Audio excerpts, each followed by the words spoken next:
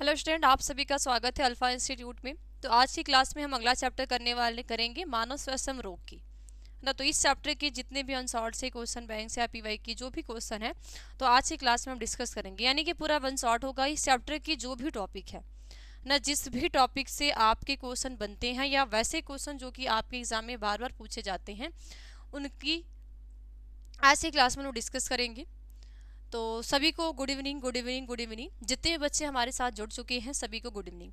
तो भाई कैसे हैं आप सभी लोग, एक बार कमेंट बॉक्स में लिख दीजिए कि कैसे हैं आप सभी लोग। और इसके पीछे की जो भी क्लासेस हुई है आपको एक भी नहीं छोड़ना है, आपको सभी करने हैं, ठीक है।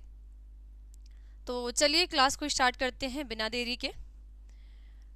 मनुष्य में प्लाज्मोडियम की संक्रमण अवस्था क्या होती है? मनुष्य में प्लाज्मोडियम की, है ना, कोई मानव है तो मनुष्य में प्लाज्मोडियम की संक्रमण अवस्था क्या होती है? स्पोरोजोइट, मीरोजोइट, क्रिप्टोजोइट, कोई नहीं। तो मनुष्य में प्लाज्मोडियम की संक्रमण की अवस्था क्या होती है? यानी मनुष्य में आप सभी को पता है कि जो प्लाज्मोडियम है प्रोटोजोआ संघ का प्राणी है, और ये प्लाज्मोडियम क्या करता है, हम मनुष्य में मलेरिया को कॉज करता है ना। यानी कि हमें मलेरिया रोग होता है प्लाज्मोडियम से। तो ये मनुष्य में प्लाज्मोडियम की संक्रमण अवस्था क्या होती है? तो आप सभी को पता है कि स्पोरोजोइट, क्योंकि ये स्पोरोजोइट जो होता है ये मादा एनाफिलिस मच्छर के लार्वा में होता है। और जब हमें मच्छर क्या करती है, इसको काटती है ना। जब हमें मच्छर काटता है और वो भी फीमेल मादा एनाफिलिस मच्छर जब हमें काटती है, तो इसके लार्वा में स्पोरोजोइट होते हैं। यही स्पोरोजोइट क्या करते हैं, हमारे ब्लड के थ्रू यकृत में जाते हैं। यकृत में अपनी संख्या को बढ़ाते हैं, वापस से आरबीसी में आते हैं, आरबीसी फटती है और इससे गैमेट का फॉर्मेशन होता है। हीमोजाइन नामक पदार्थ रिलीज होता है, जिससे बहुत ज़्यादा ठंड के साथ और ठिठुरन के साथ हमें फीवर हो जाता है। और इसके साथ इसमें युग्मोद्भिद होता है, वापस से फिर अपने जीवन चक्र को आगे बढ़ाते हैं, ठीक है। चलिए, वूचेरिया वेंक्रोप्टी, वूचेरिया वेंक्रोप्टी जो आदमी में फाइलोरिया रोग उत्पन्न करता है का समूह है। समूह का क्या समूह है? यानी जो वूचेरिया वेंक्रोप्टी है जो कि आदमी में यानी कि मनुष्य में फाइलेरिया रोग पैदा करता है, जिसको हम हाथी फॉ भी कहते हैं, फिल फॉ भी कहते हैं। तो ये फाइलेरिया रोग को पैदा करता है। ये किस समूह का है, यानी किस समूह से बिलोंग करता है? प्रोटोजोआ से, जीवाणु से, विषाणु से या हेलमिंथी से? तो बताइए ये किस फैमिली से यानी कि किस समूह से ये बिलोंग करता है? तो ऑप्शन नंबर क्या होगा करेक्ट आंसर? हेलमिंथीस। यानी कि हेलमिंथीस संघ का प्राणी है वूचेरिया वेंक्रोप्टी, ठीक है, जो कि हमें फाइलेरिया रोग, जिसको हम हाथी पाँव कहते हैं, ठीक है। नेक्स्ट क्वेश्चन, पीसीआर नामक तकनीक का उपयोग किसकी जांच में प्रयुक्त होता है? पीसीआर तकनीक की उपयोग, यानी जो पीसीआर तकनीक है इसका उपयोग किस जांच में प्रयुक्त होता है? एचआईवी का, क्षय रोग का, हैजा का, कैंसर का? तो एचआईवी का, क्षय रोग का, हैजा का, कैंसर का। तो पीसीआर तकनीक का उपयोग किसकी जांच में प्रयुक्त होता है? यानी जो पीसीआर तकनीक है इसका जो यूज है ये किसकी जांच में किया जाता है? एचआईवी की जांच में, क्षय रोग में, हैजा में, कैंसर में? तो बताइए किस में जांच की जाती है? तो यहाँ पे करेक्ट आंसर हो जाएगा ऑप्शन नंबर ए, यानी कि एचआईवी का, है ना। एचआईवी की जांच करने के लिए पीसीआर तकनीक, यानी पीसीआर तकनीक में क्या की जाती है? एचआईवी की जांच की जाती है, ठीक है। नेक्स्ट क्वेश्चन, निम्नलिखित में कौन विषाणु जनित रोग नहीं है? निम्नलिखित में से कौन विषाणु जनित रोग नहीं, यानी कि इनमें से कौन ऐसा है जो वायरल डिजीज नहीं है? इनमें से कौन सा ऐसा है जो वायरल डिजीज नहीं है? ममस नहीं है, इन्फ्लुएंजा नहीं है, डिप्थीरिया नहीं है, चेचक नहीं है? तो बताइए इनमें से कौन सा ऐसा है जो वायरल डिजीज नहीं है? ऑप्शन नंबर ए है, बी है, सी है, डी है? तो बताइए निम्नलिखित में से कौन सा वायरल डिजीज यानी कि जीवाणु जनित रोग नहीं है? तो डिप्थीरिया जो होता है ये जीवाणु जनित रोग नहीं है, यानी कि ये बैक्टीरियल डिजीज है। बाकी ममस हो गया, इन्फ्लुएंजा हो गया, चेचक हो गया, ये सभी हमारे क्या होते हैं? वायरल डिजीज, यानी कि वायरस से होने वाले रोग होते हैं, ठीक है। नेक्स्ट क्वेश्चन, बिडाल जांच से किसका पता चलता है? यानी जो बिडाल टेस्ट है, ये जो बिडाल टेस्ट होता है इसके द्वारा किसका पता चलता है? मलेरिया का, एड्स का, तपेदिक का, टाइफाइड का? बताइए अगर हम मलेरिया के लिए या टाइफाइड के लिए या तपेदिक के लिए, एड्स के लिए बिडाल जांच की जाती है, तो बिडाल जांच बिडाल जांच से किसका पता चलता है? यानी कि अगर हम बिडाल टेस्ट करवाते हैं तो बिडाल टेस्ट के द्वारा हमें क्या पता चलता है? तो यहाँ पे करेक्ट आंसर क्या हो जाएगा? ऑप्शन नंबर डी, यानी कि टाइफाइड का, है ना। किसका पता चलेगा? टाइफाइड। क्योंकि आपने ये अक्सर देखा होगा जब आपको मलेरिया हो जाता है ना, हमें हल्का सा फीवर आ गया, 2-3 दिन हमें फीवर हुआ, फिर हम डॉक्टर के पास जाते हैं, ब्लड की जांच कराते हैं, तो देखो एक विडाल होता है, एक एम्पीविडाल होता है ना। तो विडाल के द्वारा हमें टाइफाइड का पता चलता है, क्योंकि हमारे उस पर जो टाइफाइड का रिपोर्ट होता है उस पर लिखा भी होता है विडाल टेस्ट। ठीक है, तो किसके टाइफाइड का पता चलता है। ठीक है, नेक्स्ट क्वेश्चन, क्षय रोग का संक्रमण मुख्यतः किसके द्वारा होता है। अगर हम क्षय रोग की बात करें, क्षय रोग का संक्रमण मुख्यतः किसके द्वारा होता है। हवा के द्वारा, जल के द्वारा, कीटों के द्वारा, संपर्क द्वारा। तो बताइए जो क्षय रोग है, क्षय रोग है, तो क्षय रोग का जो संक्रमण है ये किसके द्वारा होता है। क्षय रोग का संक्रमण किसके द्वारा होता है बताइए। क्षय रोग है तो क्षय रोग का जो संक्रमण होगा वो किसके द्वारा, हवा के द्वारा, जल के द्वारा, कीटों के द्वारा, संपर्क द्वारा। हवा द्वारा, जल द्वारा, कीटों द्वारा, संपर्क द्वारा। तो यहाँ पे जो ऑप्शन नंबर ए करेक्ट होगा कि हवा के द्वारा। ठीक है, किसके द्वारा, ये हवा के द्वारा, यानी कि एयर के माध्यम से हमें क्षय रोग मुख्यतः होता है। ठीक है, हम यानी कि क्षय रोग से संक्रमित हो जाते हैं।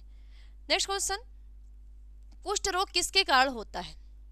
कुष्ठ रोग किसके कारण होता है। टीएमबी द्वारा, साल्मोनेला द्वारा, माइकोबैक्टीरियम द्वारा, मोनोसिस्टिस द्वारा। तो यानी कि जो मनुष्य में कुष्ठ रोग हो जाते हैं, जो मानव है तो मानव में जो कुष्ठ रोग हो जाते हैं ये किसके द्वारा होता है। टीएमबी द्वारा, साल्मोनेला द्वारा, माइकोबैक्टीरियम द्वारा, मोनोसिस्टिस द्वारा, किसके द्वारा। तो बताइए कुष्ठ रोग किसके द्वारा होता है, कुष्ठ रोग किसके कारण होता है। तो ऑप्शन नंबर क्या होगा, सी, यानी माइकोबैक्टीरियम के द्वारा कुष्ठ रोग हो जाता है। ठीक है, नेक्स्ट क्वेश्चन, निम्नांकित में से कौन सा विषाणु जनित रोग का एक जोड़ी है। निम्नांकित में से कौन सा एक वायरल डिजीज का एक जोड़ा है ना, एक पेयर है, वन पेयर है। तो बताइए निम्नांकित में से कौन सा विषाणु जनित रोग का एक जोड़ी है। एड्स तथा सिफिलिस है, खसरा तथा रेबीज है, टिटनेस तथा टाइफाइड है, काली खांसी तथा क्षय रोग है। तो बताइए क्या है। निम्नांकित में से कौन सा वायरल डिजीज रोग का एक जोड़ी, यानी कि इनमें से कौन सा ऐसा है जो वायरस से होने वाले रोग का जोड़ा है। तो एड्स तथा सिफिलिस है, खसरा तथा रेबीज है, टिटनेस तथा टाइफाइड है, काली खांसी तथा क्षय रोग है। तो क्या होगा, खसरा तथा रेबीज जो होता है, रेबीज को हम बोलते हैं हाइड्रोफोबिया कहते हैं, है ना, जो कुत्ता के काटने से, बिल्ली के काटने से, मंकी के काटने से, इन सभी के काटने से, खरगोश के काटने से हमें ये रेबीज यानी कि हाइड्रोफोबिया हो जाता है। ठीक है, तो ये खसरा और रेबीज जो दोनों हमारे क्या है, वायरल डिजीज, यानी कि ये वायरस से होने वाले रोग होते हैं। ठीक है, नेक्स्ट, यानी कि जब कोई संक्रमित कुत्ता है, कोई भी संक्रमित बिल्ली है, कोई भी संक्रमित सशक यानी जो चूहा खरगोश है वो संक्रमित है, उसके अंदर वायरस, उसने हमें काटा तो हमें ये रोग हो जाते हैं ना, रेबीज हो जाता है, जिसको हाइड्रोफोबिया कहते हैं। ठीक है, खसरा भी जो होता है ये भी वायरल डिजीज है। ठीक है, तो मनुष्य में दाद की बीमारी होती है जीवाणु द्वारा, कवक द्वारा, विषाणु द्वारा, कृमि द्वारा। यानी कि मनुष्य में देखो दाद खाज खुजली आपने सुना होगा ना, दाद खाज खुजली होती है, ये हमें मनुष्य में जो दाद की बीमारी है ना, जो एक जगह पे बहुत ज्यादा गहरा रंग हो जाना है ना, धीरे धीरे दाद जो होती है वो फैलती जाती है। तो मनुष्य में दाद की बीमारी है जीवाणु के द्वारा, कवक के द्वारा, विषाणु के द्वारा, कृमि के द्वारा। तो बताइए मनुष्य में दाद की बीमारी यानी जो मानव में जो दाद की बीमारी होती है ये किसके द्वारा होता है। ए, बी, सी, डी। तो ये किसके द्वारा होता है भाई, ए, बी, सी या डी। तो मनुष्य में दांत की बीमारी किसके द्वारा होगा। तो यहाँ पे करेक्ट आंसर क्या हो जाएगा, ऑप्शन नंबर बी, यानी कि फंजाई के द्वारा। ठीक है, किसके द्वारा, फंजाई के द्वारा, क्योंकि फंगल डिजीज है ना, जो फंजाई जिसको हम दहिया कहते हैं, कवक कहते हैं, तो कवक को हम कहते हैं फंजाई। ठीक है, नेक्स्ट, बूंद संक्रमण क्या है। बूंद संक्रमण क्या है, सिफिलिस है, टिटनेस है, टाइफाइड है, निमोनिया है। तो बूंद संक्रमण क्या है, बूंद संक्रमण क्या है, सिफिलिस है, टिटनेस है, टाइफाइड है या निमोनिया। बूंद संक्रमण का मतलब आप समझते हो जैसे छींकते टाइम, यानी हमें छींकते टाइम, खांसते टाइम जो हमारे मुख से पानी है ना, छींक के साथ जो हमारे पानी की बूंदें निकलती है उसी को हम बूंद कहते हैं। ठीक, उसी को हम क्या कहते हैं, बूंद कहते हैं। तो बूंद संक्रमण क्या है, टिटनेस है, सिफिलिस है, टाइफाइड है, निमोनिया। बताइए, देखो सभी को एकदम अच्छे से क्लियर तरीके से आंसर बताने हैं तो क्या हो जाएगा, ऑप्शन नंबर डी, यानी कि निमोनिया होते हैं। यानी बूंद संक्रमण क्या है, तो निमोनिया जो है बूंद संक्रमण है, जो अक्सर करके ये छोटे बच्चों में होता है ना, अक्सर करके किसमें, छोटे बच्चों में, यानी कि वयस्क में भी होता है, यानी कि जो हम मानव है हमारे भी अंदर होता है, लेकिन अक्सर करके ये छोटे बच्चों में ज्यादा होता है। और ये एक ऐसा रोग है जिसमें अगर जिसका प्रभाव, संक्रमण बहुत ज्यादा है तो नाक है ना, नाखून हो गया, होठ हो गया, ये नीले धूसर रंग के है ना, धूसर नीले रंग के हो जाते हैं। जैसे पीलिया में हमारी बॉडी क्या होने लगती है, पीली हो जाती है, इसी तरह निमोनिया में हमारा हाथ नाखून हो गया, हमारा होठ हो गया, ये धूसर नीला होने लगता है।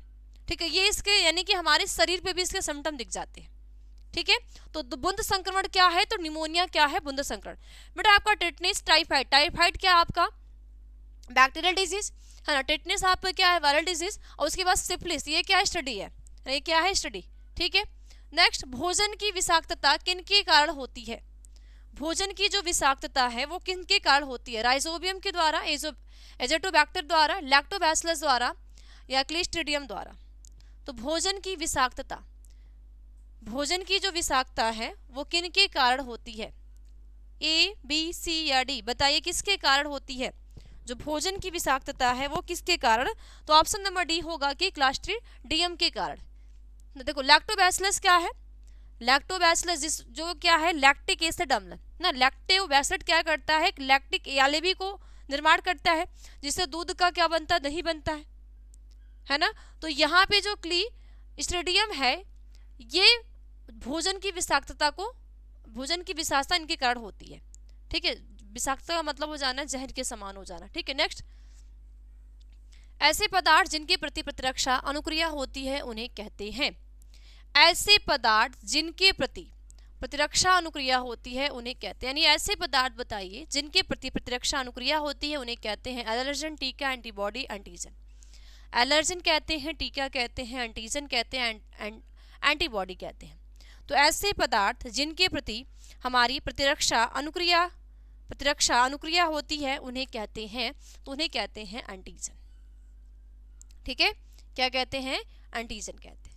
नेक्स्ट, एलर्जी के कारण निकलने वाले रसायन है हिस्टामिन, सीरोटोनिन, यानी ए और दो बी दोनों या कोई नहीं। तो एलर्जी के कारण यानी जब हमें एलर्जी हो जाती है ना, देखो सबको अलग अलग तरीके की एलर्जी है, तो जब हमें एलर्जी हो जाती है, किसी को भाई धूल से एलर्जी, किसी को धूप से एलर्जी, है ना, अलग अलग एलर्जी है। तो एलर्जी के कारण निकलने वाले रसायन है, जब हमें एलर्जी हो जाती है तो उसके वजह से हमें कुछ रसायन निकलते हैं।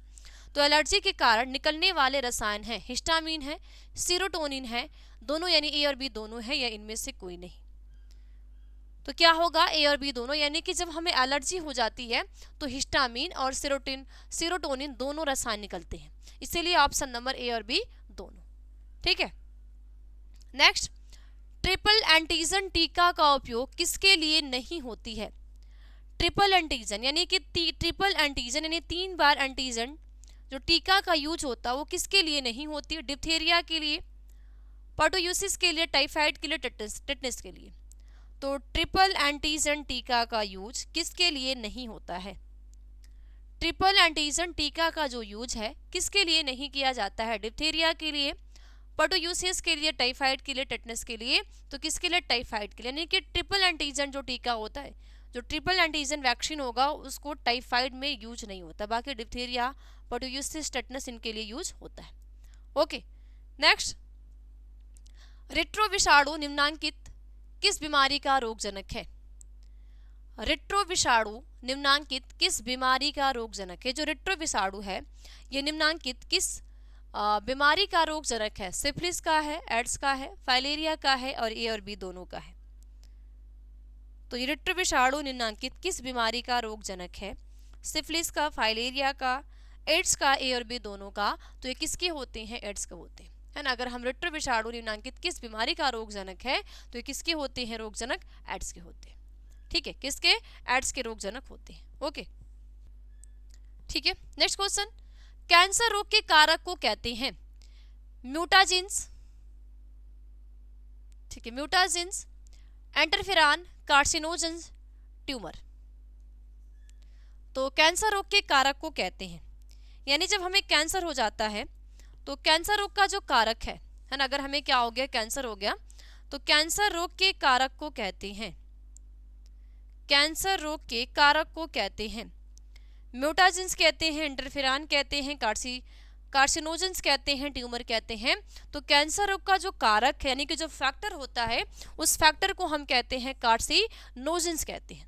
क्या कहते हैं, कैंसर रोग का जो कारक है उस कारक को हम कहते हैं कार्सिनोजेंस। ठीक है, नेक्स्ट, श्वेत रुधिर कणिकाओं के अति उत्पादन के परिणाम स्वरूप होता है। श्वेत रुधिर कणिकाओं यानी कि जो हमारे WBC है, अगर WBC का अति उत्पादन का मतलब ज्यादा से ज्यादा उत्पादन, तो श्वेत रुधिर कणिकाओं के अति उत्पादन के परिणाम स्वरूप होता है थ्रोम्बोसाइटोपेनिया, ल्यूकेमिया, हीमोफीलिया, ये सभी। तो बताइए क्या होता है? अति उत्पादन, श्वेत रुधिर कणिकाओं के अधिक उत्पादन से के परिणाम स्वरूप होता है, क्या होता है? थ्रोम्बोसाइटोपेनिया, ल्यूकेमिया, हीमोफीलिया, ये सभी। तो क्या होता है? ऑप्शन नंबर बी यानी कि ल्यूकेमिया होता है। ठीक है, क्या होगा? ल्यूकेमिया। नेक्स्ट, अफीम से प्राप्त मार्फिन है। अफीम से प्राप्त मार्फिन है यानी जो अफीम है इससे प्राप्त मार्फिन है। पोम है, एल्केलाइड है, लैटेक्स है, टेनिन है। तो पोम है, एल्केलाइड है, लैटेक्स है, टेनिन है। तो अफीम से प्राप्त मार्फिन है यानी जो अफीम है और इस अफीम से प्राप्त मार्फिन है, क्या है? पोम है, एल्केलाइड है, लैटेक्स है, टेनिन है। तो बताइए पोम से प्राप्त मार्फिन है, क्या है? एल्केलाइड है, क्या है? तो ऑप्शन क्या हो जाएगा? बी कि एल्केलाइड होते हैं यानी जो अफीम से प्राप्त मार्फिन होते हैं, जो अफीम है और अफीम से जो प्राप्त मार्फिन है उसको हम कहते हैं एल्केलाइड कहते हैं। ठीक है, उसको हम क्या कहते हैं? एल्केलाइड कहते हैं। ठीक है, नेक्स्ट, तंबाकू के सेवन से एडेनिल व नॉन एडेनिल के स्राव का प्रेरण हो जाता है यानी कि अगर हम तंबाकू का सेवन करते हैं यानी कि जब हम क्या करते हैं? तंबाकू का यूज करते हैं, तो तंबाकू के सेवन से एड्रेनल व नॉन एड्रेनल के स्राव का प्रेरण हो जाता है। तो तंबाकू का कौन सा घटक इसके लिए उत्तरदायी है?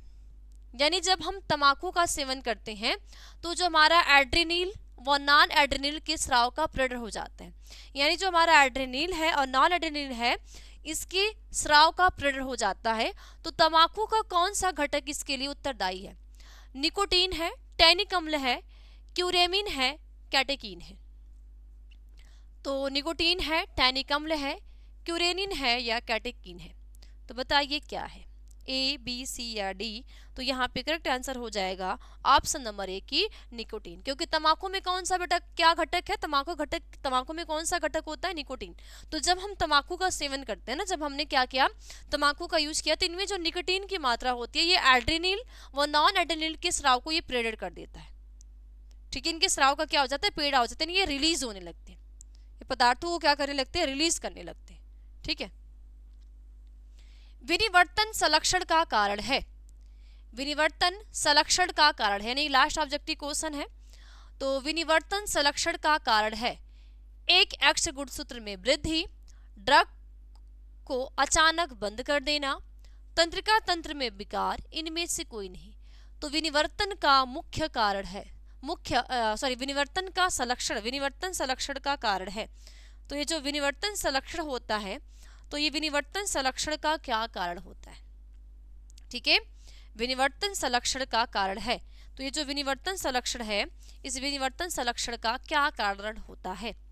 तो ऑप्शन नंबर क्या होगा? बी होगा कि ड्रग्स को अचानक बंद कर देना। अगर कोई भी बंदा है ना, कोई भी एक ऐसा बंदा है जो ड्रग्स को ले रहा है, कोई ऐसा बंदा है जो ड्रग ले रहा है, वो कंटिन्यू ले रहा है और वो उसने क्या किया? अचानक बंद कर दिया। अचानक बंद करने का मतलब कि उसने आज लिया और उसके बाद उसने लिया ही नहीं, है ना, उसने काफी टाइम तक उन्होंने क्या कर दिया? उसको रोक दिया कि नहीं अब नहीं लेना है। तो अचानक उसने क्या कर दिया? बंदे को कोई चीज क्या होती है? धीरे धीरे, है ना, अगर बहुत ज्यादा बुरी लत है, ज्यादा लत है, तो थोड़ा सा धीरे धीरे स्लो करते जाएंगे, कम करते। लेकिन अचानक यानी अचानक से एकदम बंद कर देना, तो वो विनिवर्तन संरक्षण का कारण होता है। ठीक है, क्या? विनिवर्तन संरक्षण का कारण होता है, तो ड्रग्स को अचानक बंद कर देना। ओके, तो कमेंट बॉक्स में जरूर बताना कि इतने ऑब्जेक्टिव क्वेश्चन के कितने आपने सही किया, कितने आपने गलत किया, है ना। अब आपने सही कर लिया तो समझ लेना कि आपकी बोर्ड एग्जाम की तैयारी बहुत बेस्ट है। और अगर आपका गलत हुआ है ना, आपने गलत किया है, गलती किया है, तो अब समझ लेना कि अब तो लास्ट टाइम आ गया और आपकी तैयारी क्या है? 0 है। ठीक है, तो अभी भी वक्त है, अभी भी समय है, ठहर जाओ, रुक जाओ, है ना। अब ठहर जाओ, रुक जाओ, कहाँ ठहरोगे, कहाँ रुकोगे? तो अब अपने तैयारी में एकजुट हो जाओ, है ना। शादी वगैरह है, जो भी है, घूमना फिरना है, जो भी है, अब ये दिमाग में बैठा लो कि बोर्ड एग्जाम हो जाएगा, उसके बाद हम मौज मस्तियाँ करेंगे, है ना, क्योंकि भाई एक ही बार बैठेंगे हम बोर्ड एग्जाम में, बैठने का चांस तो जरूर मिलेगा, लेकिन दोबारा आपका भी मन नहीं करेगा और वो जो लगन होती है वो भी थोड़ी कम हो जाती है। ठीक है, चलिए। तो अमीबियासिस क्या है, इसके कारक का नाम बताएं तथा इस रोग के लक्षणों का वर्णन करें। अमीबियासिस क्या है, ठीक है, और इसके कारक का नाम बताएं और इस रोग के लक्षणों का वर्णन करें।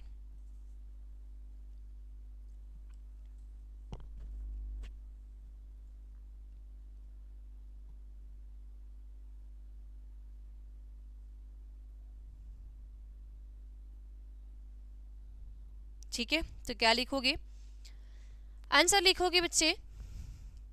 ठीक है, तो हेडिंग पहले डाल के लोगे, अमीबियासिस। अमीबियासिस, ठीक है, इस अमीबियासिस का एक नाम और है जिसको हम कहते हैं दंत पेचिस। क्या कहते हैं, इनको हम एक नाम देते हैं दंत पेचिस, है ना। क्या कहते हैं इसको, दंत दंत पेचिस। देखो अब इसके अंतर्गत क्या लिखोगे, ठीक है, क्या नोट करोगे, देखो लिखोगे अमीबियासिस मनुष्य में होने वाला रोग है। ठीक है, अमीबियासिस मनुष्य में होने वाला रोग है। ठीक है, जो रोगजनी कारक एंटमीबा हिस्टोलिका नामक परजीवी द्वारा होता है। ठीक है, तो क्या लिखोगे, अमीबियासिस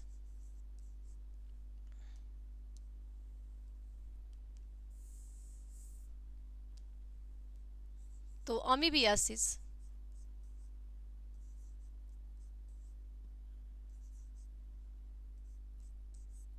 मनुष्य में,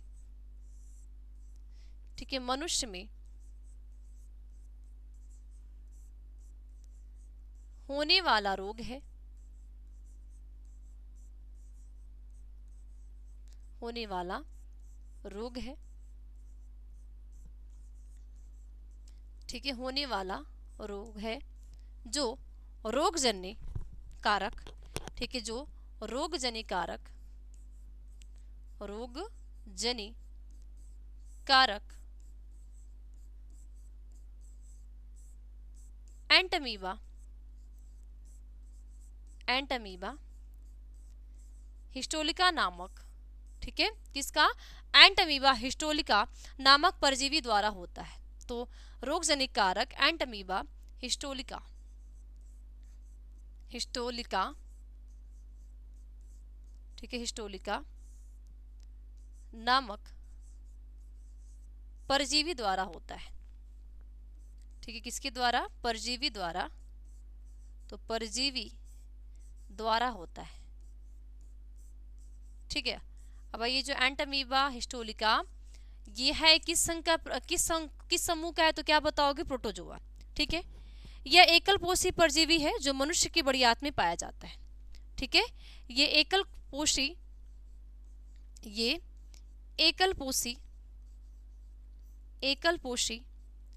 परजीवी है। ठीक है, एकल कोषी परजीवी है। ठीक है, क्या है, परजीवी है। ओके, जो मनुष्य के आंत में, ठीक है, जो मनुष्य के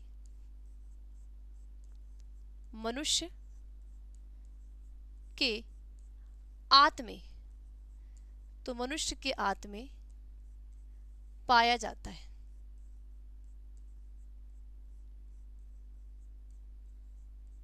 ठीक है, कहाँ पे, जो मनुष्य के आंत में पाया जाता है और अपना जीवन चक्र पूर्ण करता है। ठीक है, और अपना जीवन चक्र क्या करता है, पूर्ण करता है। तो आगे क्या लिखोगे, और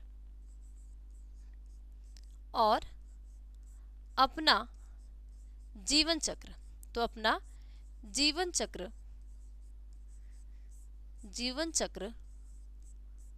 पूर्ण करता है। यानी कि मनुष्य के आत्म में ही अपने लाइफ साइकिल को ये पूरा करता है। ठीक है, संक्रमण की विधि की बात करें, क्या हेडिंग डालोगे, संक्रमण विधि। हेडिंग क्या डालोगे, संक्रमण विधि। संक्रमण विधि यानी संक्रमण की विधि क्या है, किसके द्वारा हमें अमीबी पेचिस या अमीबियता, ये अमीबियासिस या जिसको हम अमीबियता कहते होता है। तो दूषित खाद्य पदार्थ तथा जल, ठीक है, किससे? दूषित खाद्य पदार्थ तथा जल। तो क्या लिखोगे? दूषित खाद्य, ठीक है, खाद्य पदार्थ, तो दूषित खाद्य पदार्थ तथा जल, ये संक्रमण विधि। यानी कि अगर हम दूषित भोजन खाएंगे, है ना, और दूषित क्या करेंगे? खाद्य पदार्थ करेंगे, तो हमें क्या हो जाएगा? अमीबियासिस, यानी कि ये दात्र व पेचिस हो जाता है। ठीक है, ओके। आगे क्या पूछा है? इसके कारक हो गया और इस रोग के लक्षण का वर्णन करें। अब आपने क्या बताना है? इसके लक्षण, क्या सिम्टम होते हैं। ठीक है, तो ये संकट विधि होगी। लक्षण की बात करेंगे तो क्या होगा? कब्ज, पेट में दर्द, पेट में ऐंठन। ठीक है, लक्षण की बात करेंगे, क्या हेडिंग डालोगे?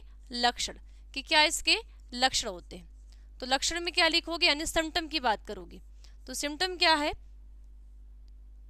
सिम्टम लिखोगे कब्ज, ठीक है, क्या हो जाता है? कब्ज हो जाता है। पेट में दर्द, ठीक है, पेट में दर्द, ठीक है, पेट में ऐंठन, पेट में ऐंठन, ठीक है, बहुत ज्यादा जो ऐंठन के साथ दर्द होना, पेट में ऐंठन एवं मल के साथ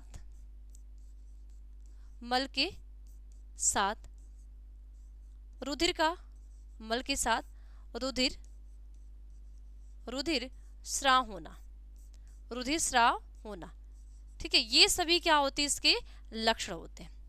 ठीक है, रुधिर क्या होना? स्राव होना, तो ये सभी क्या होंगे? इसके सिम्टम होंगे। ठीक है, ओके। और इसके साथ साथ गंभीर अवस्था में पेट में फोड़े या अल्सर हो जाता है। ठीक है, तो इसके साथ साथ क्या होगा? पेट में फोड़े, ठीक है, पेट में फोड़े जो होते हैं, तो पेट में क्या हो गया? फोड़े हो गए, या तो जिसको हम कहते हैं अल्सर।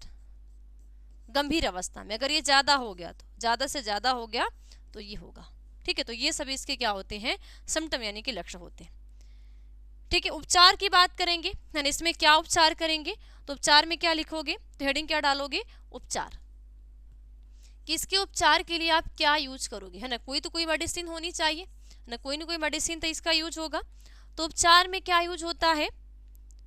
मेट्रोनाइडाइजोल, ठीक है, मेट्रोनाइडाइजोल, ठीक है, मेट्रोनाइडाइजोल नामक जो मेडिसिन होती है, ये इसमें यूज होती है। ठीक है, मेट्रोनाइडाइजोल नामक तथा टिनिडाइजोल नामक ड्रग, ठीक है, टिनिडाइजोल नामक ड्रग, ठीक है, और टिनिनाइजोल, ठीक है, टीनी तथा टिनिनाइजोल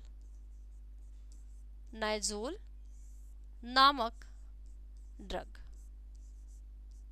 ठीक है, ये यूज होती है किसके लिए? अमीबियासिस के लिए। किसके लिए? अमीबियासिस। तो आप वापस से समझो कि देखो, अमीबियासिस मनुष्य में होने वाला रोग है, जो रोग जनित कारक एंटमीबा हिस्टोलिका नामक परजीवी द्वारा होता है, और ये एकल कोश का पोषी परजीवी है, जो मनुष्य के आंत में पाया जाता है, और यह अपना जीवन चक्र पूर्ण करता है। संकट विधि क्या है? कि दूषित खाद्य पदार्थ तथा जल के पीने से। और इसके बाद लक्षण कब्ज, पेट में दर्द, पेट में ऐंठन एवं मल के साथ रुधिर आना, और बहुत ज़्यादा गंभीर मात्रा है तो पेट में फोड़े या अल्सर हो जाना। इसके साथ उपचार की तो मेट्रोनाइडाइजोल और टिनिनाइजोल नामक ड्रग यूज की जाती है। ठीक है, नेक्स्ट क्वेश्चन, मलेरिया रोग के रोगजनक संक्रमण की प्रकृति, लक्षण एवं उपचार को लिखें। मलेरिया रोग के रोगजनक संक्रमण की प्रकृति और उपचार एवं लक्षण को लिखें। तो क्या लिखोगे? रोगजननी कारक, ठीक है, रोगजनक को क्या लिखोगे? अब मलेरिया की बात करते हैं, तो मलेरिया में सबसे जनक पहले क्या लिखोगे? रोगजनक। रोगजनक को हम क्या कहते हैं? पैथोजन। ठीक है, तो इसके पैथोजन क्या है? तो अगर हम मलेरिया के पैथोजन्स की बात करें, है ना, मलेरिया से होने वाले पैथोजन्स की बात करें, तो क्या है? प्लाज्मोडियम विवैक्स, ठीक है, प्लाज्मोडियम विवैक्स, प्लाज, ठीक है, क्या है, प्लाज्मोडियम है ना, क्या बोलते हैं उसको, प्लाज्मोडियम है ना, प्लाज्मोडियम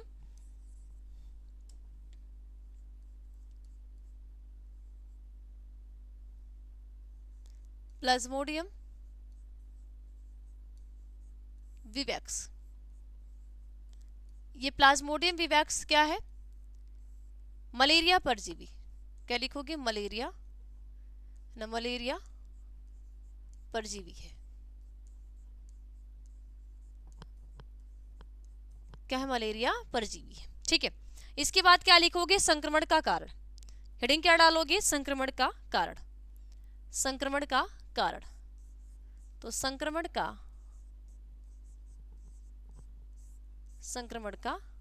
कारक, ठीक है, संक्रमण का यानी कि संक्रमण का क्या कारण क्या है। तो परजीवी का स्पोरोजाइट अवस्था मादा एनाफिलिस मच्छर में रहता है और ये मच्छर काटने पर मनुष्य के रक्त में पहुंच, ठीक है, क्या लिखोगे, परजीवी का स्पोरोजाइट अवस्था जो मादा एनाफिलिस मच्छर में रहता है, ठीक है, क्या लिखोगे, परजीवी का स्पोरोजाइट अवस्था, परजीवी, तो परजीवी का स्पोरोजोइट, स्पोरोजोइट अवस्था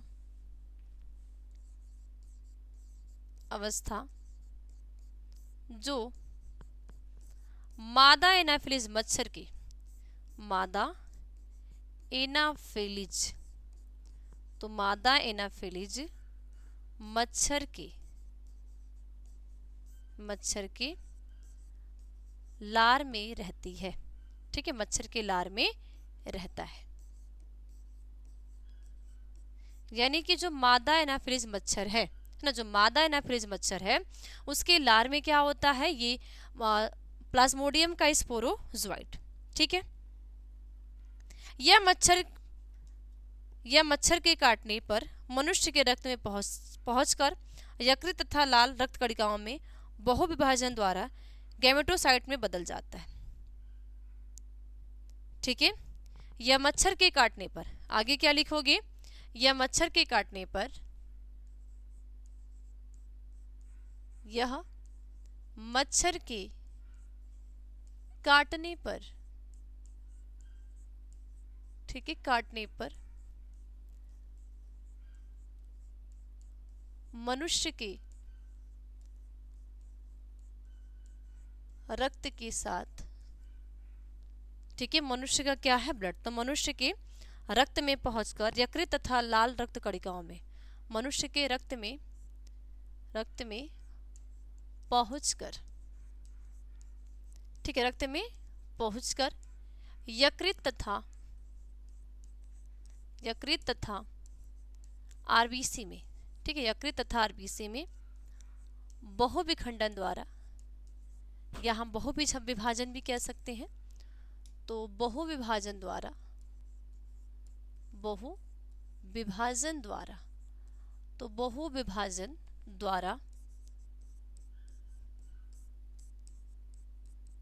गैमेटोसाइट्स का,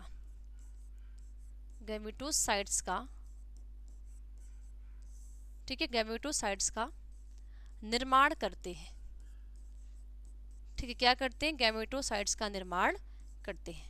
किसका निर्माण करेंगे, जो गैमेटोसाइट्स है, इस गैमेटोसाइट्स का ही क्या करेंगे, निर्माण करते हैं, ठीक है।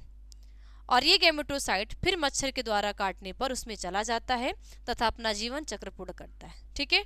और ये गैमेटोसाइट्स, ठीक है, और ये गैमेटोसाइट्स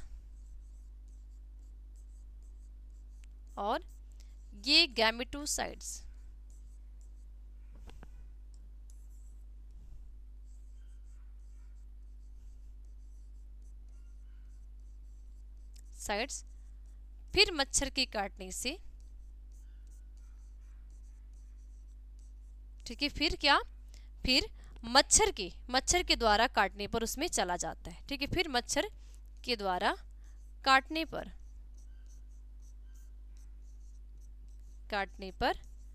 चला जाता है,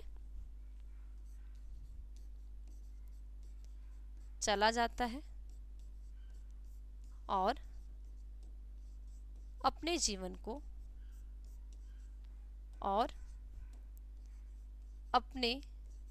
को पूर्ण करता है। ठीक है, अपने जीवन को पूर्ण यानी कि पूरा करता है।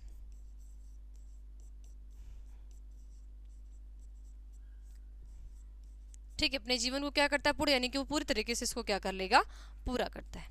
ठीक है, या जीवन चक्र हम कह सकते हैं, लाइफ साइकिल पूरा करता है। ओके,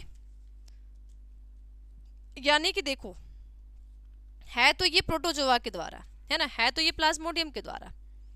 ठीक है, वापस से सुनना, हमने अब तक क्या किया कि मलेरिया रोग के रोगजनक, तो रोगजनक क्या है, प्लाज्मोडियम विवैक्स है ना, जो मलेरिया परजीवी है। संक्रमण की प्रकृति क्या है, तो संक्रमण की प्रकृति में आपने क्या लिखा कि परजीवी का स्पोरोजोइट अवस्था जो मादा एनाफिलीज मच्छर के लार्वे रहते हैं, कि नेचर पूछ रहा है, यानी जो संक्रमण की प्रकृति क्या होती है, तो परजीवी का स्पोरोजोइट अवस्था जो मादा एनाफिलीज मच्छर के लार में रहता है, और यह मच्छर के काटने पर, किसके, यह मच्छर के काटने पर मनुष्य के रक्त की में पहुंचकर यकृत तथा आरबीसी में बहुविभाजन द्वारा गैमेटोसाइट्स का निर्माण करते हैं, और ये गैमेटोसाइट्स फिर मच्छर के द्वारा काटने पर, ठीक है, फिर मच्छर के द्वारा काटने पर चला जाता है कहाँ पे, मच्छर के लार में, और अपने जीवन चक्रों को पूर्ण करता है, यानी कि पूरा इनको जो जीवन होता है, जो लाइफ साइकिल होती है, उसको पूर्ण करता है। ठीक है, अब इसके बाद हम बात करते हैं लक्षण की। तो लक्षण क्या है, बारंबार उच्च बुखार, ठीक है, बुखार सहित कपकपी तथा ठंड एवं सिर दर्द, शरीर में दर्द, तेज धड़कन तथा पसीना निकलना। तो हेडिंग क्या डालोगे, लक्षण, है ना, हेडिंग क्या डालते हैं, लक्षण, यानी कि लक्षण यानी सिम्टम क्या होते हैं। तो लक्षण क्या लिखोगे, न क्या इसके सिम्टम है, तो लक्षण में लिखोगे बारंबार तेज बुखार, न बारंबार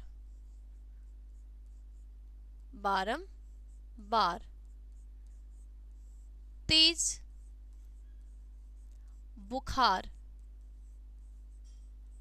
ठीक है, बुखार यानी कितना, 104 टू, ठीक है, 104 से कितना, 104 से लेकर 105 डिग्री जो फ़ारेनहाइट होता है, तो 104 से 105।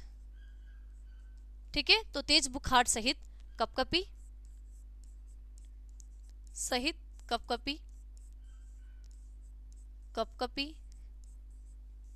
ठंड, है ना, क्या होगा, ठंड, है ना, जब कपकपी होगी भाई तो ठंड भी लगेगा, तो ठंड एवं सिर दर्द, शरीर दर्द। ठीक है, ठंड एवं सिर दर्द, सिर में क्या होगा, दर्द, तो सिर दर्द, है ना, शरीर दर्द। ठीक है, तेज धड़कन, ठीक है, तेज धड़कन क्या होगा, तेज धड़कन, यानी जो हमारी धड़कन क्या होगी, तेज, तो तेज धड़कन तथा पसीना निकलना, तथा क्या निकलेगा, पसीना निकलना। ठीक है, पसीना निकलना, यानी ये सभी जो है ये मलेरिया के सिम्टम है ना, मलेरिया के क्या है, लक्षण, यानी कि लक्षण है किसके, मलेरिया के। अब अगर इसके हम किसकी बात करें, उपचार की, है ना, क्या लिखोगे, उपचार की बात करते हो कि क्या इसके उपचार है ना, किसके क्या, अगर हम इसके उपचार करेंगे तो इससे हम बच सकते हैं। तो मलेरिया रोधी दवा क्विनोन, जिसे सिनकोना वृक्ष की छाल से प्राप्त किया जाता है। ठीक है, उपचार में क्या लिखोगे, ठीक है, क्या लिखोगे, मच्छरदानी का प्रयोग, है ना, मच्छरदानी का प्रयोग, ओके, साफ सफाई, है ना, साफ सफाई, भाई साफ सफाई होगी तो भी हम इससे क्या होंगे, बचेंगे। इसके साथ साथ मलेरिया रोधी दवा क्विनोन का प्रयोग करना। ठीक है, साथ साथ मलेरिया रोधी, तो मलेरिया, है ना, मलेरिया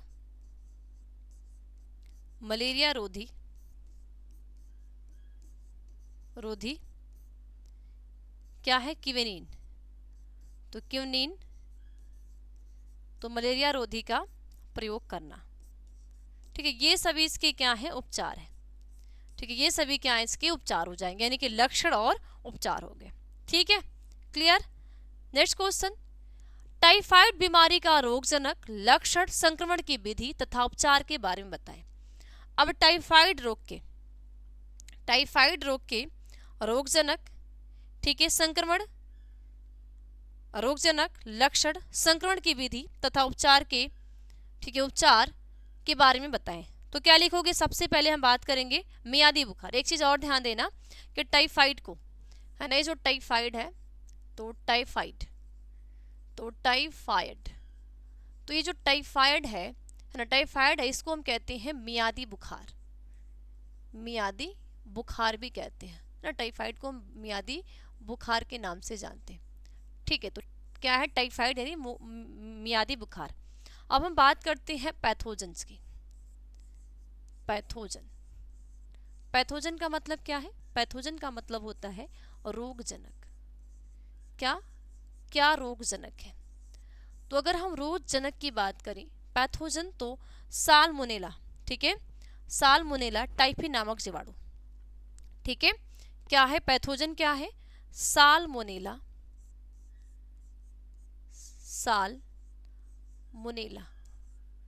ठीक है। तो साल्मोनेला टाइफी नामक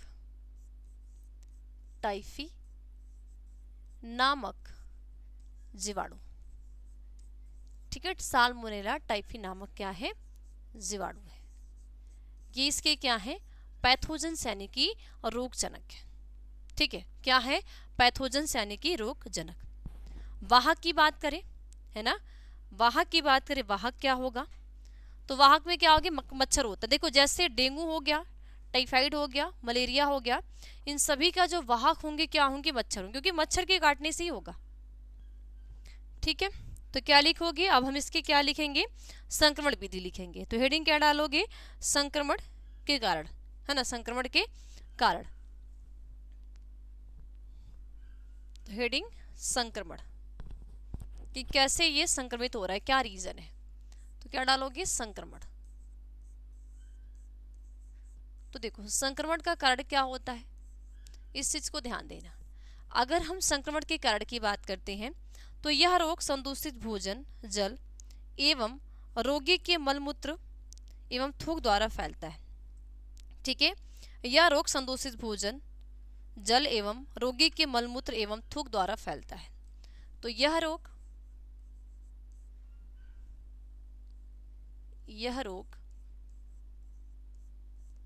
संदूषित भोजन,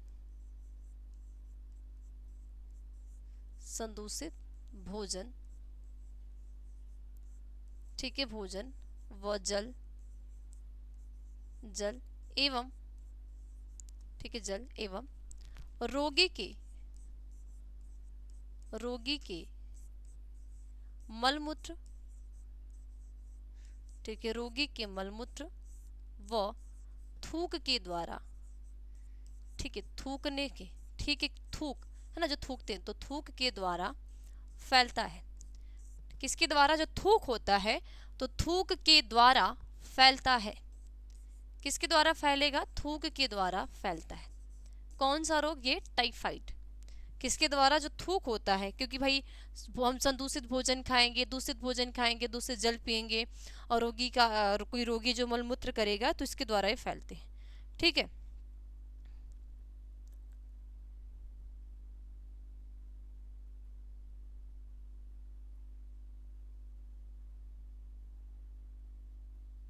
ठीक है।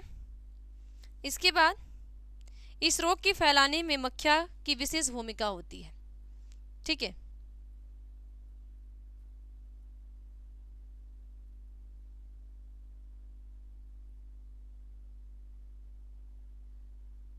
ठीक है। तो इस रोग को फैलाने में मक्खियों की विशेष भूमिका रहती है। आगे क्या लिखोगे? इस रोग को फैलाने में, है ना, इस रोग को, है ना, ये जो रोग है, तो इस रोग को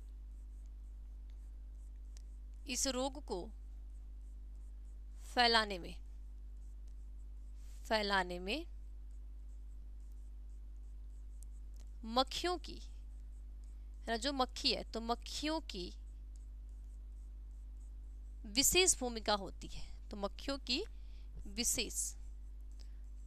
की विशेष भूमिका होती है।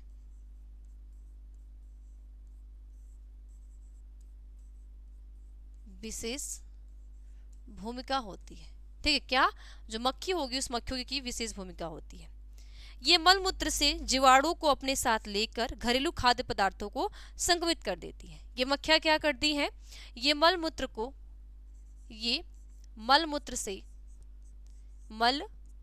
से जीवाणु को, ठीक है, मल मूत्र से जीवाणु को लेकर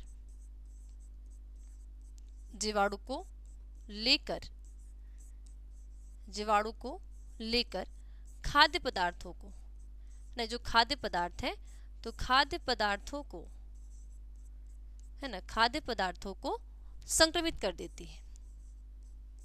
क्या करती है, जो खाद्य पदार्थ है उस खाद्य पदार्थों को ये संक्रमित कर देती है,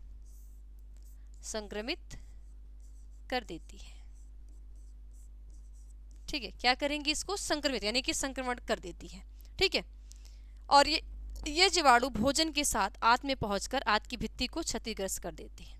और ये जीवाणु भोजन के साथ आंत में पहुंचकर ये जीवाणु यानी जो बैक्टीरिया है, ठीक है, ये जीवाणु भोजन के साथ आंत में पहुंचकर, ठीक है, भोजन के साथ कहाँ पे, आंत में, तो भोजन के साथ आंत में पहुंचकर, किसमें, जो इंटेस्टाइन है, तो आंत में पहुंचकर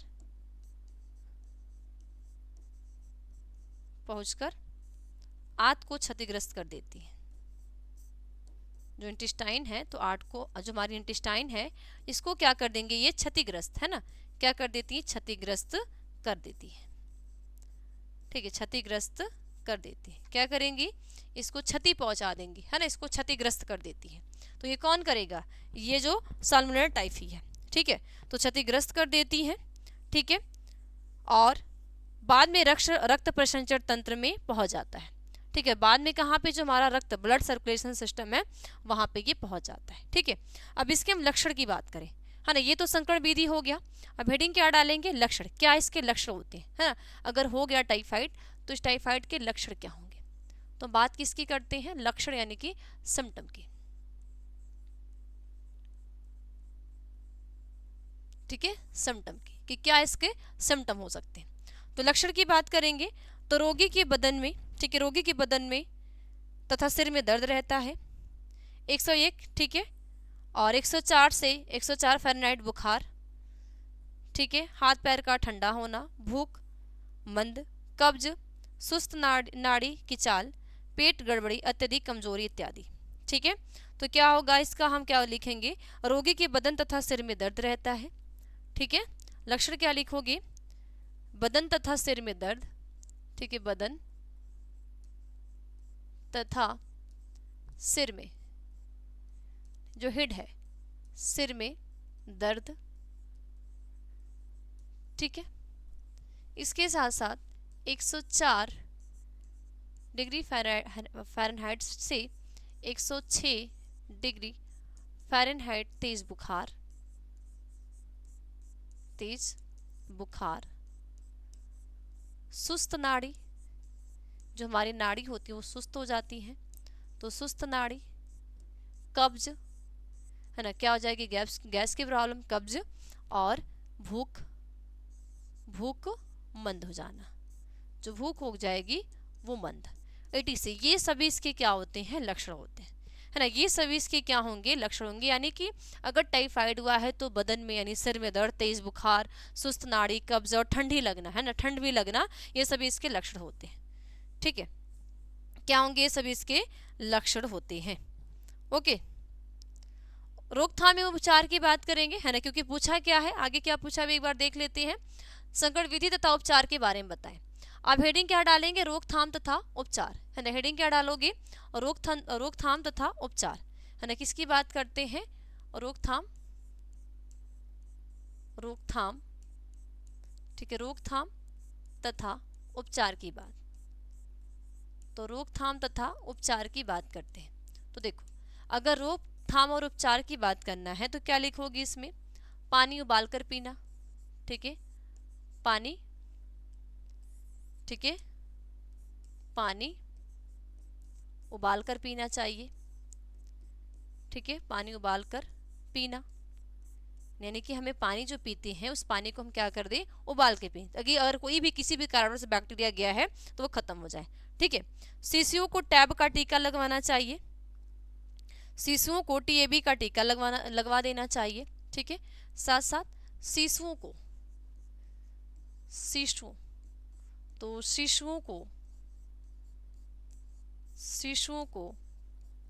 टीएबी का टीका लगवा देना चाहिए। ठीक है, टीका लगवा देना चाहिए। क्या करना चाहिए, टीका लगवा देना चाहिए, है ना। बहुत सारे इसके और भी लक्षण होते हैं जो कि इससे हम करेंगे तो इस बीमारी से बच जाएंगे। ठीक है, अपने आसपास सफाई करना चाहिए, है ना। बिडाल टेस्ट किया जाता है। ठीक है, बिडाल टेस्ट किया जाना चाहिए, है ना। अगर मान लो बुखार आ गया, है ना, बुखार आ गया तो हमें बिडाल टेस्ट करवा लेना चाहिए। तो आप भी लिख सकते हो बिडाल टेस्ट, है ना, क्या, बिडाल टेस्ट। ठीक है, तो ये इसके क्या हो सकते हैं, रोकथाम एवं उपचार। और साथ साथ साफ सफाई, है ना, साफ सफाई पे ध्यान देना चाहिए।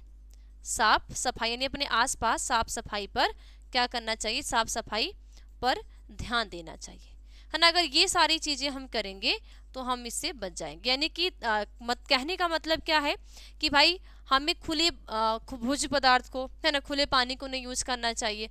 साथ साथ अगर बहुत ज़्यादा टाइम का पानी है, मान लो बहुत ज़्यादा का ताज़ा पानी तो ठीक है, फ्रेश पानी तो ठीक है, नहीं है ज़्यादा टाइम का पानी, तो उस पानी को उबाल के पीना चाहिए ताकि उसमें जो भी बैक्टीरिया गया है वो बैक्टीरिया क्या हो जाए, मर जाए, है ना, वो बैक्टीरिया ही समाप्त हो जाए, यानी कि ख़त्म हो जाए। तो ये सारी चीज़ें जब हम करेंगे तो इस रोग से हम बच सकते हैं। ये एक बचने का एक आसान तरीका है। ठीक है, इस रोग से हमें बचने का क्या है, एक आसान तरीका है। ठीक है, नेक्स्ट, निम्नांकित रोगों के रोगजनक का नाम लिखिए। और यानी कि निम्नांकित रोगों के रोगजनक का नाम लिखें, यानी कि इसके अमीबिता का, मलेरिया का, निमोनिया का, एस्केरिया का। तो अगर हम मलेरिया और अमीबिता की बात करें तो ये तो आप कर लोगे, है ना। अगर हम अमीबिता या मलेरिया की बात करें तो आप कर लोगे, है ना। यहाँ लिख ही लेते हैं, तो एक साइड लिखोगे रोग और एक साइड रोगजनी कारक। ठीक है, तो क्या लिखोगे, चलो,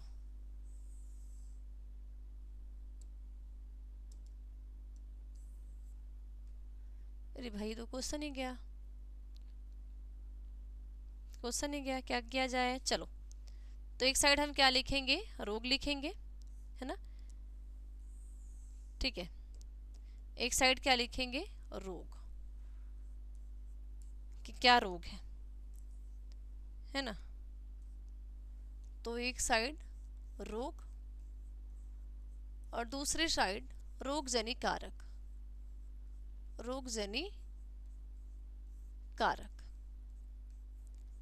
तो देखो अमीबिता और उसका तो कर ही लोगे, लेकिन कर लो, ठीक है। पहले क्या हम लिखते हैं, अमीबिता। ठीक है, अमीबिता पूछा है, उसके बाद मलेरिया पूछा है। ठीक है, मलेरिया कैसे, मलेरिया क्या है, ठीक है। और उसके बाद न्यूमोनिया, ठीक है, न्यूमोनिया, है ना। और निमोनिया के बाद एस्केरिया। ठीक है, तो देखो अमीबिता की बात करते हैं तो क्या लिखोगे, एंट अमीबा हिस्टोलिका। अमीबिता की अगर हम बात करें तो इनमें क्या लिखोगे, एंट अमीबा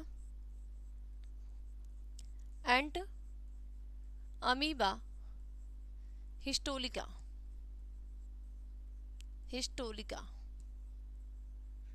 ठीक है, एंट अमीबा हिस्टोलिका। ठीक है, ओके। अमीबिता की बात करेंगे तो एंट अमीबा हिस्टोलिका। ठीक है, मलेरिया की बात करेंगे तो प्लाज्मोडियम वैक्स। ठीक है, प्लाज्मोडियम, तो प्लाज्मोडियम वैक्स। ठीक है, जो प्लाज्मोडियम वैक्स है। ठीक है, अब अगर हम किसकी बात करें, निमोनिया की बात करते हैं, निमोनिया में लिखोगे स्ट्रेप्टोकोकस न्यूमोनियाई। ठीक है, स्ट्रेप्टोकोकस न्यूमोनियाई। तो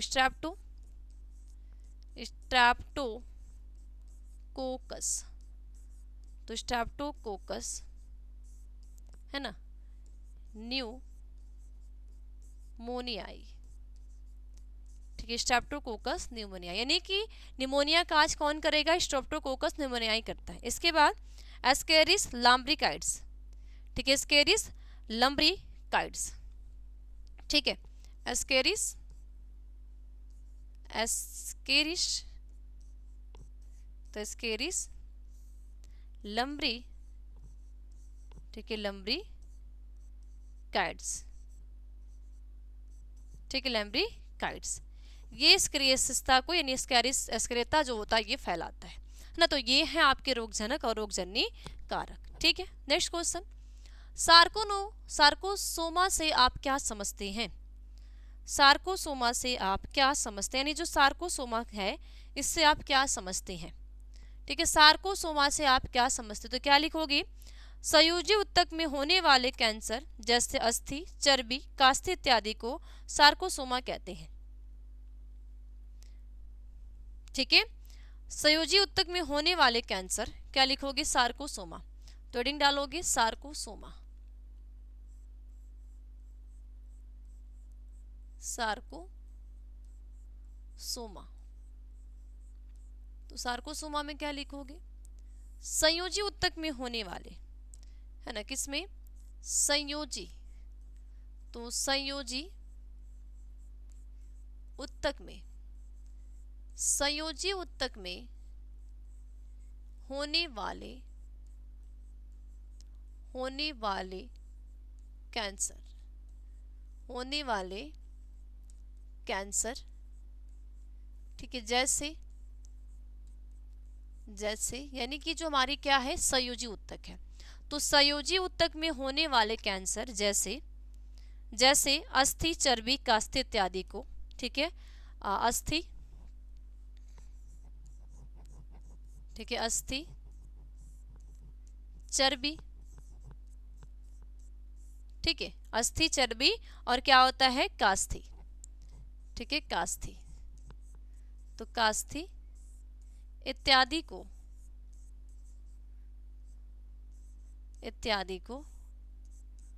सार्कोसोमा कहते हैं। ठीक है, इत्यादि को सार्कोसोमा, तो इत्यादि को हम क्या कहते हैं? इत्यादि को सार्कोसोमा, है ना, सार्कोसोमा कहते हैं।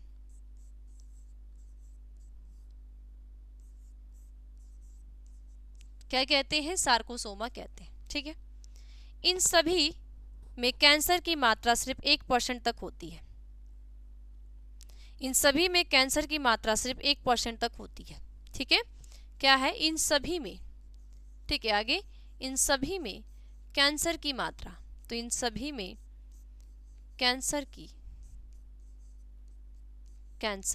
ठीक है, तो इन सभी में कैंसर की मात्रा केवल 1% होती है। ठीक, कितना? केवल 1% होती है। कितना? 1%, तो केवल कितनी होगी? 1% होती है ना। यानी कि अगर हम कैंसर की बात करें अस्थि में, चर्बी में, कास्थि में, तो इनमें 1% होती है। सार्कोसोमा एक कैंसर है जो कि मूल मेसेंकाइमल की कोशिकाओं में उत्पन्न होता है। ठीक है, तो सार्कोसोमा क्या है? कैंसर है। ठीक है, सार्कोसोमा, आगे लिखोगे सार्कोसोमा एक कैंसर है, तो सार्कोसोमा एक कैंसर है। ठीक है, जो सार्कोसोमा क्या है? एक कैंसर है जो कि, है ना, जो कि, ठीक है, जो कि मूल, आपने अब तक क्या लिखा कि संयोजी ऊतक में होने वाले कैंसर जैसे अस्थि, चर्बी, कास्थि इत्यादि को सार्कोसोमा कहते हैं। और इन सभी में कैंसर की जो मात्रा होती है केवल 1% होती है। और सार्कोसोमा एक कैंसर है जो कि, ठीक है, जो कि मेसेंकाइमल की कोशिकाओं से उत्पन्न होता है। ठीक है, जो कि ठीक है, मेसेंकाइमल की कोशिकाओं से उत्पन्न होता है। तो जो कि ठीक है, मेसेंकाइमल की, ठीक है, मेसेंकाइमल की कोशिकाओं, तो जो मेसेंकाइमल की कोशिकाओं, तो जो मेसेंकाइमल की कोशिकाएं होती हैं, तो मेसेंकाइमल की कोशिकाओं से उत्पन्न होता है।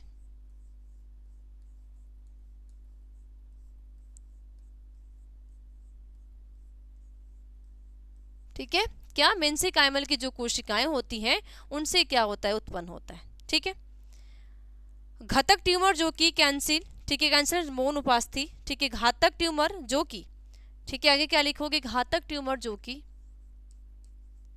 घातक ट्यूमर जो कि, है ना, जो घातक ट्यूमर है ना, जो क्या है, घातक ट्यूमर, तो घातक ट्यूमर जो कि कैंसिलस बोन उपास्थि, वसा मांसपेशियां, नाड़ी संबंधी या हेमाटोपोएटिक उत्तकों से बनते हैं, उनको सरकोमा कहा जाता है।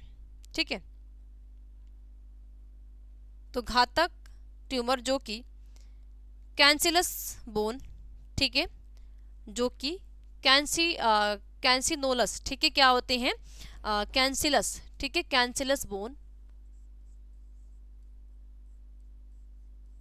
तो कैंसिलस बोन, ठीक है, बोन उपास्थि, देखो एक अस्थि होती है और एक क्या होती है, उपास्थि, तो उपास्थि, वसा मांसपेशियां, नाड़ी संबंधी, ठीक है, उपास्थि, वसा मांसपेशियां,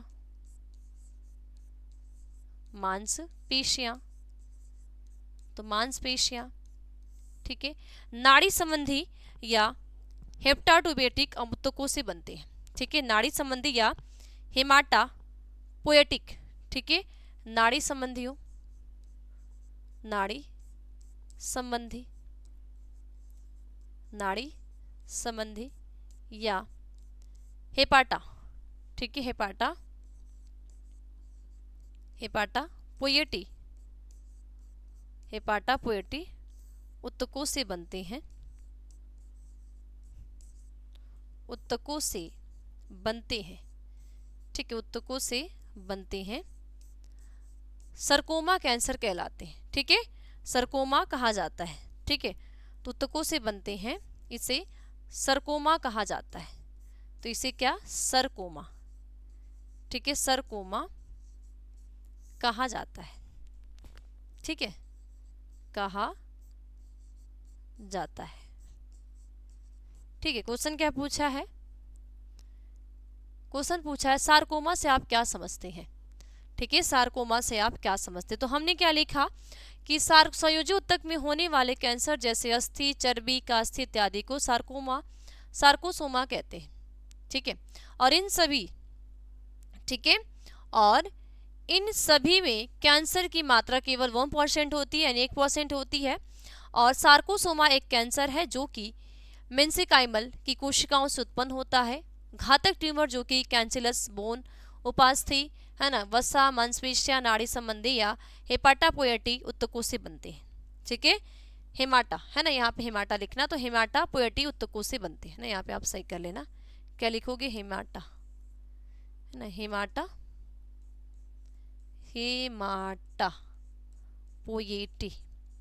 तो हेमाटापोएटी उत्तकों से बनते हैं। ठीक है, जिसे हम सार्कोमा कहा जाता है। ठीक, जिसे कहा क्या बोला जाता है, सार्कोमा कहा जाता है। ठीक है, नेक्स्ट क्वेश्चन, एलर्जी क्या है और इसके लक्षणों का संक्षेप में वर्णन करें। एलर्जी क्या है और इसके लक्षणों का संक्षेप में वर्णन करें। ठीक है,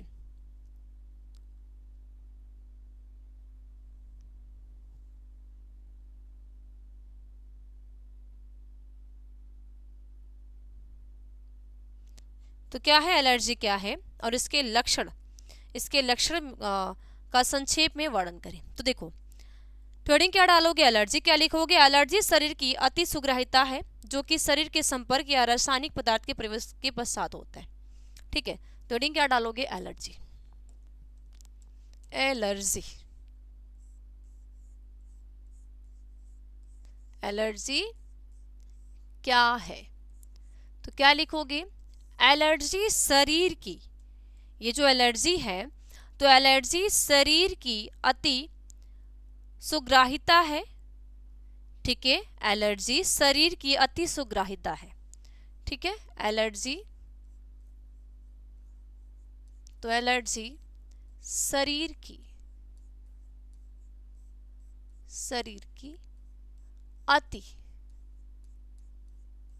अति सुग्राहिता, अति सुग्राहिता है। ठीक है, क्या है? एलर्जी शरीर की अति सुग्राहिता है जो शरीर के संपर्क या रासायनिक पदार्थों के प्रवेश के पश्चात होता है।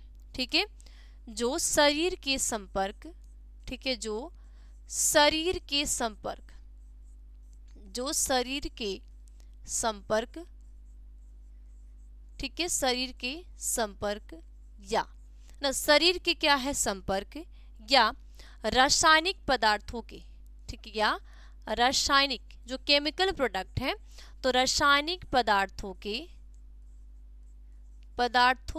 के प्रवेश के पश्चात होता है। प्रवेश, ठीक है, तो प्रवेश के पश्चात होता है। ठीक है, प्रवेश के पश्चात होता है। किससे होगा? उसके प्रवेश के ये पश्चात होता है। क्या होता है? प्रवेश के पश्चात हमें एलर्जी होता है। ऐसे रसायन को एलर्जन कहते हैं और जिससे एलर्जी होता है। ठीक है, तो ऐसे रसायन को, है ना, ऐसे रसायन को, ये जो रसायन है, तो ऐसे रसायन को, तो ऐसे रसायन को एलर्जन कहते हैं। रसायन को एलर्जन कहते हैं, एलर्जन कहते हैं। ठीक है, जो ऐसे रसायन होंगे इस रसायन को एलर्जन कहते हैं। ठीक है, जिससे एलर्जी होती है। जिससे क्या होती है? तो जिससे एलर्जी, तो जिससे एलर्जी, है ना, जिससे क्या होती है? एलर्जी होती है। ठीक है, जिससे क्या होता है? हमें एलर्जी हो जाता है, यानी कि हम एलर्जी से ग्रसित हो जाते हैं। ठीक है, जैसे पराग धूल, ठीक है, पराग धूल, धुआं, ताप, ठंड व सूर्य की रोशनी इत्यादि एलर्जी के प्रमुख उदाहरण हैं। अस्थमा तथा हे फीवर। ठीक है, जैसे पराग धूल, धुआं। ठीक है, एग्जाम्पल क्या लिखोगे? जैसे, है ना, जैसे, ठीक है, जैसे एग्जाम्पल की बात करेंगे तो जैसे पराग, है ना, पराग, है ना, परागकण जो होता है, तो पराग, ठीक है, धूल, है ना, धुआं, ठीक है, धूल, धुआं, ठीक है, क्या हो गया? धूल हो गया, धुआं हो गया। ठीक है, इसके साथ साथ ताप, ठंड, ठीक है, ताप हो गया यानी कि टेम्परेचर हो गया, व ठंड, है ना, किसी को ठंड से एलर्जी, है ना, ठंड, व सूर्य की रोशनी। सूर्य की रोशनी यानी कि सूर्य की रोशनी यानी सूर्य से जो अल्ट्रावायलेट किरणें आ रही हैं, तो सूर्य की रोशनी, एटीसी, ये सभी क्या है? एलर्जी के कारण। यानी कि देखो, कोई कोई कहता भाई अगर हम धूप में जाएंगे हमें एलर्जी हो जाएगी, है ना, किसी को धूल लग गई, एलर्जी हो गई। बहुत ज़्यादा हाई टेम्परेचर में क्या? एलर्जी हो गई, है ना, बहुत ज़्यादा ठंड है तो भी उसको क्या हो गई? एलर्जी हो गई। तो ये सभी एलर्जी के कारण होते हैं। अब अगर हम एलर्जी की, है ना, ये जो एलर्जी है, एलर्जी के प्रमुख उदाहरण, एलर्जी के प्रमुख उदाहरण हैं तो अस्थमा तथा हे फीवर। ठीक है, ये सारी चीजें, यानी एलर्जी शरीर की अति सुग्राहिता है जो शरीर के संपर्क या रासायनिक पदार्थों के प्रवेश के पश्चात होता है और ऐसे रसायन को एलर्जन कहते हैं जिससे हमें क्या होती है? एलर्जी होती है। ठीक है, एग्जाम्पल क्या है? पराग हो गया, धूल हो गया, धुआं हो गया, ताप हो गया, व ठंड हो गया, व सूर्य की किरणें यानी सूर्य की रोशनी। सूर्य की रोशनी में क्या होगा भाई? यूवी यानी कि अल्ट्रावायलेट जो रे है, क्या यूवी जो अल्ट्रावायलेट रे है, ये क्या है? सूर्य की किरण यानी कि सूर्य से आने वाली जो किरण है। ठीक है, तो अल्ट्रावायलेट रे होगी। ठीक है, तो ये सभी इसके क्या होते हैं? कारण होते हैं। अब आगे क्या लिखेंगे? आगे हम अगर बात करें कि एलर्जी के, है ना, एलर्जी के प्रमुख उदाहरण हैं, तो आगे क्या? एलर्जी के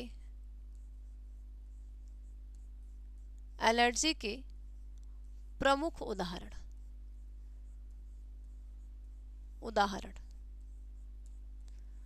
तो एलर्जी का प्रमुख उदाहरण क्या है? तो देखो, एलर्जी के अगर हम प्रमुख उदाहरण की बात करें तो देखो यहाँ पे जो अस्थमा होता है ना, हे फीवर। ठीक है, देखो हे फीवर हो गया, अस्थमा। ठीक है, अस्थमा तथा हे फीवर। ठीक है, तो क्या लिखोगे? अस्थमा, ठीक है, अस्थमा तथा हे फीवर। ठीक है, तथा हे फीवर। ठीक है, अस्थमा तथा हे फीवर, ये सभी क्या इसके उदाहरण हैं। अब अगर हम एलर्जी के प्रमुख लक्षण हैं, ठीक है, एलर्जी के प्रमुख लक्षण है आंखों में पानी का स्राव। ठीक है, अगर हम इसके लक्षण की बात करें, है ना, किसकी बात करें, लक्षण की, यानी कि क्या इसके सिम्टम है, तो आंखों से पानी। ठीक है, अगर लक्षण की बात करेंगे तो क्या होगा, आंखों से पानी का स्राव, छींक आना, नाक बहना, सांस लेने में कठिनाई इत्यादि। ठीक है, तो आंखों से पानी का निकलना, ठीक है, आंखों से पानी का स्राव, आंखों, है ना, आंखों से पानी का स्राव, पानी का स्राव, ठीक है, पानी का स्राव, नाक बहना, ठीक है, नाक बहना यानी कि जो हमारी भाई नाक बहती है, ठीक है, सांस लेने में कठिनाई, छींक आना, ठीक है, नाक बहना, सांस लेने में कठिनाई, सांस लेने में, तो सांस लेने में कठिनाई, ओके, कठिनाई, ठीक है, और छींक आना, छींक आना,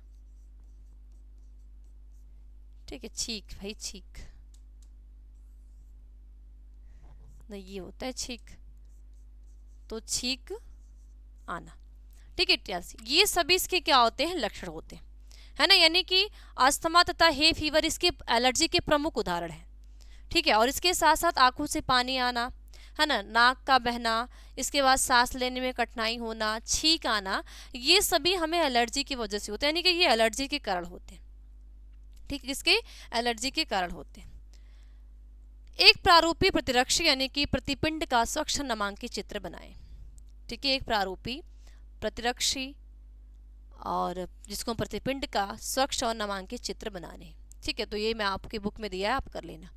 एंटीबॉडी के कार्यों का वर्णन करें। ठीक है, ये वाला आप डायग्राम आप अच्छे से आपके बुक में दिया है और इस डायग्राम को प्रैक्टिस कर लेना। ठीक है,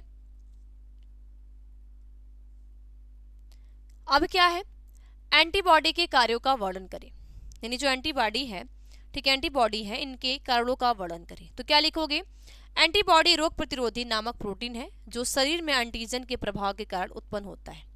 ठीक है, एंटीबॉडी रोग प्रतिरोधी नामक प्रोटीन है। क्या लिखोगे एंटीबॉडी में, तो हेडिंग क्या डालोगे, एंटीबॉडी,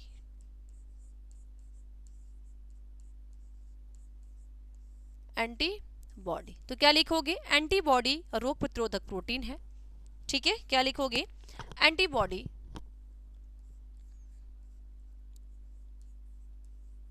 एंटीबॉडी रोग प्रतिरोधक, ठीक है, रोग प्रतिरोधक, तो रोग प्रतिरोधक प्रोटीन है। ठीक है, क्या है, रोग प्रतिरोधक क्या है, प्रोटीन है।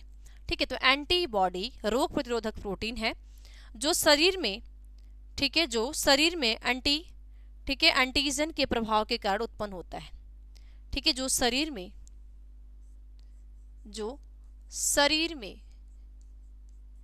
एंटीजन, तो एंटीजन के प्रभाव से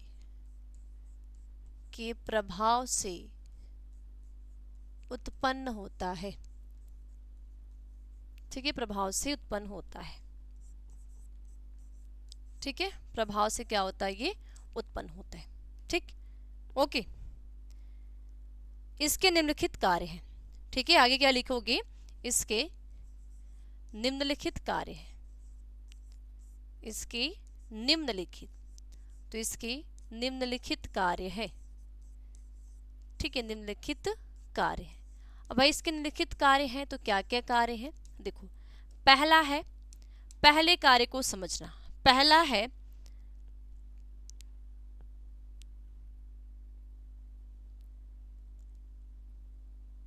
ऑप्सोनाइजेशन, ऑप्सोनाइजेशन, ठीक है, पहला है ऑप्सोनाइजेशन, ऑप्सोनाइजेशन, ये इसका क्या है, पहला कार्य है। तो पहला क्या है, ऑप्सोनाइजेशन, दूसरा है प्रक्षेपण, और तीसरा है तीसरा है उदासीनीकरण। ठीक है, ठीक है, प्रक्षेपण, उदासीनीकरण। ठीक है, उसके बाद दूसरा क्या है, प्रक्षेपण, प्रक्षेपण, ठीक है, और तीसरा है लाइसिस, ठीक है, लाइसिस, और चौथा है उदासीनीकरण, उदासीनीकरण, उदासीनीकरण, ठीक है। तो ये सभी कार्य हैं किसके? एंटीबॉडी की। यानी कि ये हमारे शरीर में, अगर हमारे बॉडी में, हमारे शरीर में एंटीबॉडी है तो इसका कार्य क्या है? ऑप्सोनाइजेशन करना, प्रक्षेपण करना, लाइसिस करना, ठीक है, लाइसिस को करना और उदासीनीकरण करना, ठीक है। तो ये सभी कार्य होते हैं एंटीबॉडी के, ठीक है, ठीक है, क्लियर। तो ये रहे आपके पूरे क्वेश्चन, यानी कि ये ऐसे क्वेश्चन हैं कि जो आपके एग्जाम में, है ना, जो आपके बोर्ड एग्जाम में पूछे जाते हैं, है ना। कुछ और भी क्वेश्चन मैं आपको दिखा देना चाहती हूँ कि जो कि आपके बोर्ड एग्जाम में आते हैं, है ना। जैसे कि आप पूछेगा प्रतिजैविक तथा इंटरफेरान में अंतर स्पष्ट करें, यानी प्रतिजैविक क्या होता है और इंटरफेरान में अंतर स्पष्ट करें। तो ये आप अपने से खुद से प्रैक्टिस करना, नहीं आएगा तो कमेंट में कमेंट करना कि मैम नहीं आ रहा है, तो वापस से मैं कराने की कोशिश करूँगी, ठीक है। तो प्रतिजैविक तथा इंटरफेरान में अंतर स्पष्ट करें, और टी तथा बी लिम्फोसाइट्स कैसे बनते हैं, अंतर्जात प्रतिरक्षा पर प्रकाश डालें, और कैंसर पर संक्षिप्त टिप्पणी प्रस्तुत करें, और शराब या अल्कोहल के कुप्रभाव का वर्णन करें। यानी इन सभी, अगर आपने बच्चे ईमानदारी से ये जितने भी क्वेश्चन मैं आपको इस क्लास में कराई हूँ और जो मैं आपको दिखा रही हूँ, अगर आपने एकदम ईमानदारी से, है ना, अगर आपने ईमानदारी तरीके से और बहुत बढ़िया तरीके से अगर इसको कर लेंगे तो आपको किसी प्रकार की एग्जाम में अगर इस चैप्टर से क्वेश्चन आ जाता है तो आपको किसी प्रकार से दिक्कत नहीं होती। साथ साथ थोड़ा सा 2 टॉपिक और पढ़ लेना, एग्जाम्पल जैसे डेंगू को पढ़ लेना, है ना, क्या डेंगू, है ना, ये डेंगू भी पढ़ लेना, और इसके बाद फाइलेरिया पढ़ लेना, है ना, डेंगू हो गया, फाइलेरिया को तैयार कर लेना, और एक रोग और है जिसको हम कहते हैं एड्स, है ना। अगर आपने जो मैंने आज की क्लास का ये कराया और उसके बाद मैं आपको ये जो बता रही हूँ और इसके बाद डेंगू और एड्स को आपने प्रिपेयर कर लिया, है ना, बहुत अच्छी तरीके से अगर आपने प्रिपेयर कर लिया, तैयार कर लिया, तो आपको किसी प्रकार की दिक्कत ही नहीं होगी, कोई आपको प्रॉब्लम ही नहीं होगी, ठीक है, ओके। तो मुझे उम्मीद है कि आप सभी बच्चे को बहुत अच्छी तरीके से क्लास समझ में आई होगी। फिर भी अगर कोई आपको दिक्कत होती है, परेशानी होती है, नहीं समझ में आई है क्लास, तो आप कमेंट बॉक्स में ज़रूर बताना कि नहीं आया है मुझे, है ना। इस तरीके आपने मत को दे सकते हो कि नहीं आप इस तरीके से करो, ताकि हमें मतलब किस तरीके से आप समझ सकते हो, ठीक है। और इसके पीछे जो भी चैप्टर हुए हैं, हर एक चैप्टर को आप बहुत अच्छे तरीके से तैयार कर लीजिए, ठीक। तो बस आज की क्लास में इतना ही, मिलते हैं अगली क्लास में एक नए टॉपिक के साथ। तब तक आप सभी बच्चे को बाय बाय, टेक केयर और गुड नाइट।